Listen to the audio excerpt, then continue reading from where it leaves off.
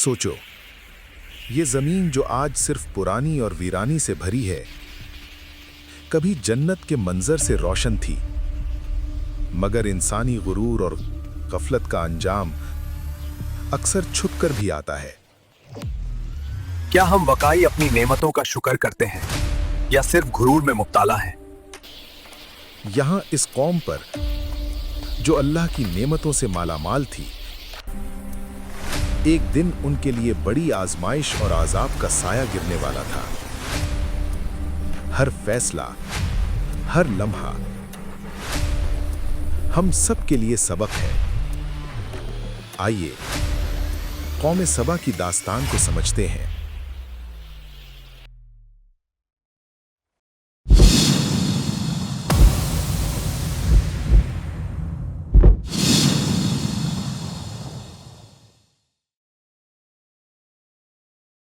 अस्सलामु अलैकुम और खुशामदीद। आप देख रहे हैं क्राफ्ट ईमान, जहां हम पेश करते हैं इस्लामी तारीख और सबक से भरी कहानियां। हर कौम की एक कहानी होती है। कुछ कहानियां तरक्की की होती हैं और कुछ जवाल की।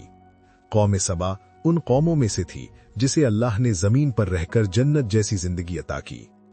यमन के शहर मारिब में रहने वाली ये कौम अमन, ज़िराअत और निजाम की मिसाल बन चुकी थी। अल्लाह ने हमें हर चीज से नवाजा है, पानी, जमीन और सुकून। उनके पास बंदे मारिब था, एक ऐसा निजाम जो जिंदगी को रहमत बना देता था और शहरों को फलता फूलता रखता। दो सिमतों में फैले हुए दो बागात और शहरी जिंदगी का मुनज्जम ढांचा।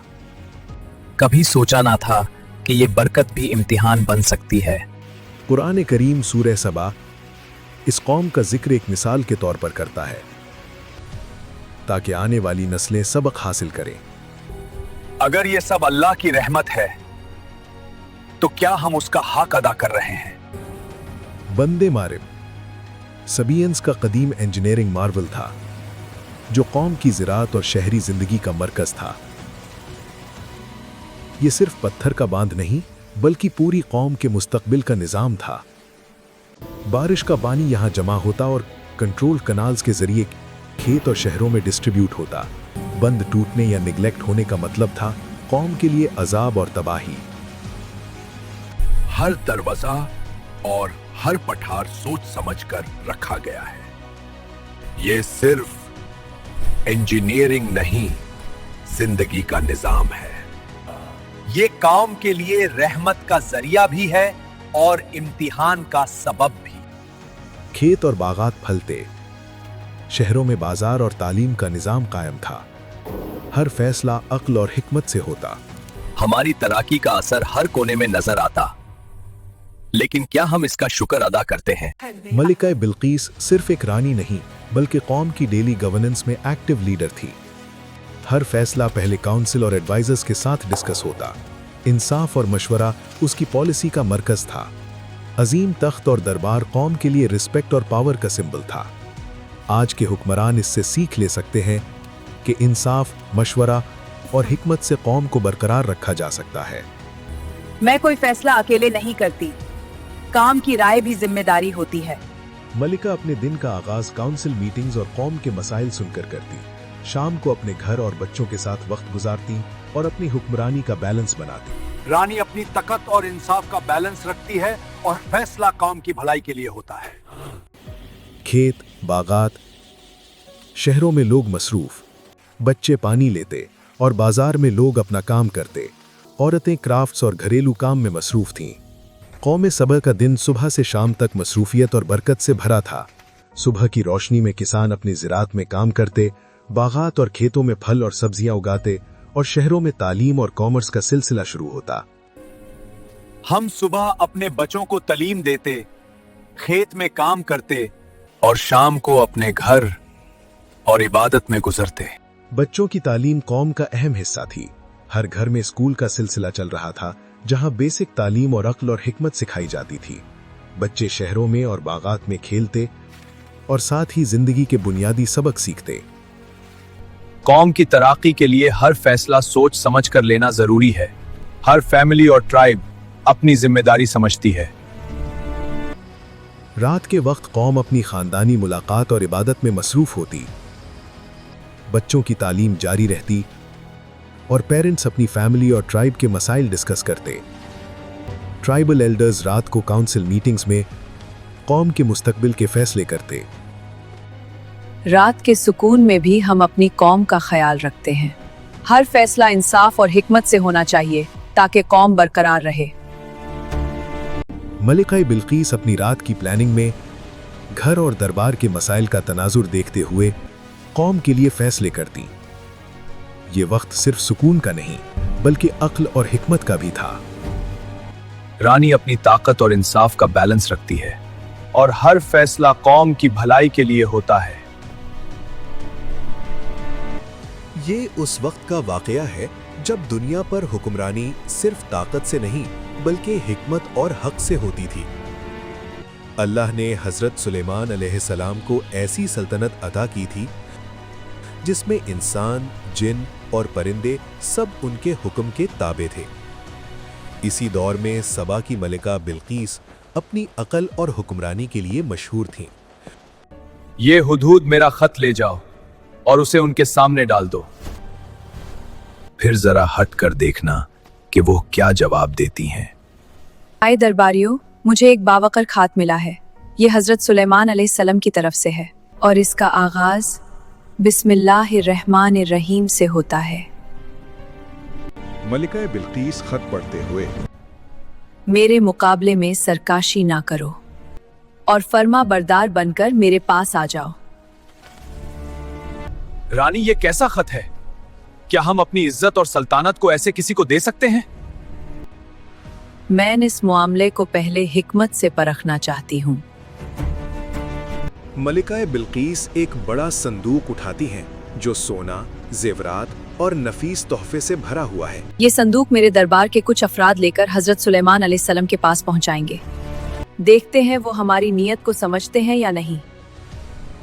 दरबार के अफराद संदूक उठाते हैं और सफर के लिए तैयार हो जाते हैं और हुदहुद उनके साथ साथ उड़ते हुए रास्ता देख रहा है। क्या तुम मुझे माल से मदद देना चाहते हो? जो अल्लाह ने मुझे दिया है वो तुम्हारे माल से बेहतर है। अपने तोहफे वापस ले जाओ। ये कोई आम बादशाह नहीं, ये रब की तरफ बुलाने वाले नबी हैं।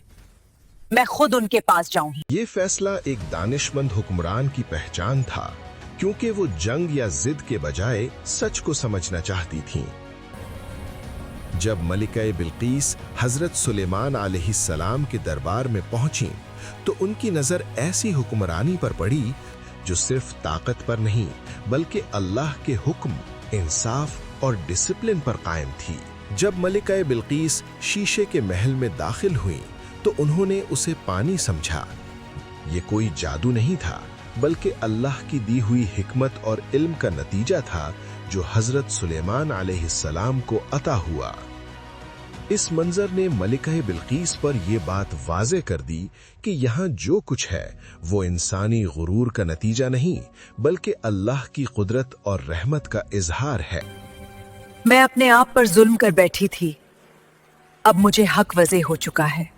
मैं हजरत सुलेमान अलैहिस्सलाम के राब पर ईमान लाती हूँ। ये कहानी खत से शुरू हुई, हुदहुद के परों पर सफर करती रही और अंजाम ईमान पर हुआ। मलिका बिल्कीस ने हजरत सुलेमान अलैहिस्सलाम की दावत को समझा और ईमान ले आईं। उस वक्त दरबार के तमाम लोगों के दिलों में भी ईमान की रोशनी फैल गई और सब ने अल्लाह की तरफ रुजू करना शुरू किया। मगर जैसे जैसे वक्त बीतता गया, रात और दिन, महीने और साल गुजरते गए, कौम सबा की असल फितरत फिर धीरे धीरे गफलत और गुरूर में मुब्तला होने लगी। शुक्र और जिम्मेदारी को भूलकर लोग अपनी कुदरत और अक्ल पर गुरूर करने लगे। फिर वो लम्हा आया जब शुक्र की जगह गुरूर ने ले ली। लोग बरकत को हक समझने के बजाय अपनी अक्ल और कुदरत का नतीजा समझने लगे। बंदे मारिब जो अल्लाह का एक अमानत और कौम की नेमत थी पर तवज्जो कम होती चली गई। गफलत बढ़ती गई और इम्तिहान करीब आता गया। और फिर एक दिन दम पर दबाव इतना बढ़ गया कि पत्थर अपनी जगह से हिलने लगे, दरख्त जड़ से उखड़ने लगे, बंदे मारिब टूट गया। पानी जो कभी रहमत और बरकत का जरिया था अब अजाब बनकर सब कुछ बहा ले गया। पानी खेतों और शहरों में बह चला गया, बागात डूब गए, फसलें तबाह हो गईं और शहरी जिंदगी का पूरा ढांचा गिर गया। लोग बच्चों को संभालते हुए भाग रहे थे। घर, बाजार और यादें सब पानी के साथ बह गए और सूरज अपनी रोशनी के साथ मारिब की वादी को धीरे धीरे अलविदा कह रहा था। ये तबाही मलिका बिल्कीस के आदिल और हिकमत भरे दौर का सीन नहीं थी। बिल्कीस एक इंसाफ पसंद हुक्मरान थी जिसने मशवरा, अक्ल और सुलह का रास्ता इख्तियार किया। अजाब उन नस्लों पर आया जो शुक्र और जिम्मेदारी भूल चुकी थी। हमारी शहरी जिंदगी खत्म हो गई। हम अल्लाह की रहमत का शुक्र अदा करना भूल गए। ये वही अजाब है जिसका जिक्र कुरान करीम सूरह सबा में आता है, ताकि हर दौर के लोग सबक हासिल करें। कौम सबा की कहानी हमें ये सिखाती है कि सिर्फ तरक्की का होना काफ़ी नहीं, शुक्र और अक्ल का बरकरार रहना ज़रूरी है। मलिका बिल्कीस और हज़रत सुलेमान अलैहिस्सलाम का वाक़या हमेशा याद दिलाता है कि ईमान, हिकमत और मशवरा ही कौम को जिंदा रखते हैं।